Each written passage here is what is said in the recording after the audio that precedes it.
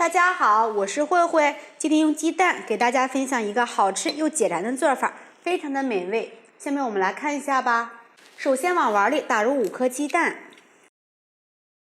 用筷子先把鸡蛋搅散。打鸡蛋的时候呢，我们一定要多打一会儿，把蛋白打开，打到鸡蛋起泡泡，这样子就可以了。先放到一边备用。碗里放入80克的玉米淀粉，倒入100克的清水。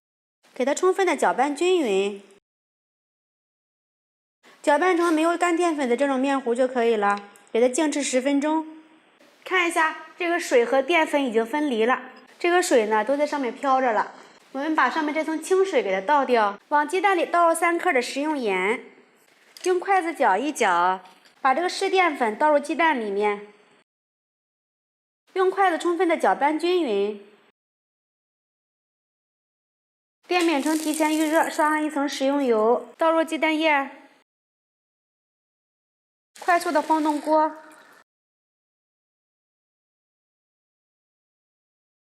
盖上盖子捞1分钟，时间到打开盖子，底部捞至定型，给它对折，用铲子按压紧实，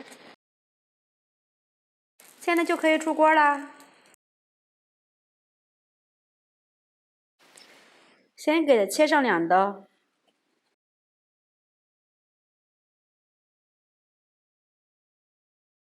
改刀切成菱形片儿，直接放入鸡蛋液里面，用筷子搅拌均匀，让每一片鸡蛋呢都裹上鸡蛋液。油温5成热，下入鸡蛋小饼，看一下，不一会儿的功夫，鸡蛋小饼就已经有变化了。看一下，已经鼓起大泡来了，给它翻个面儿。全程一定要用中小火慢炸，这样子炸出来才特别的酥脆。中间多翻2次面，让它受热均匀。全程已经炸了3分钟左右了，炸至2面金黄，像这样的就可以了。给它控油捞出。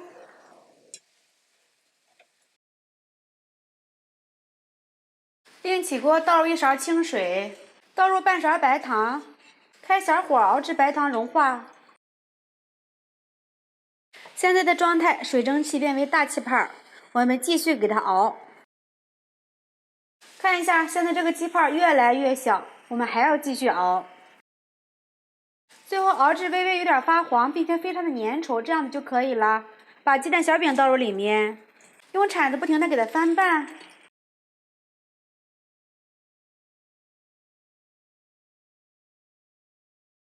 在翻拌的过程中呢，就看出来有点拉丝了。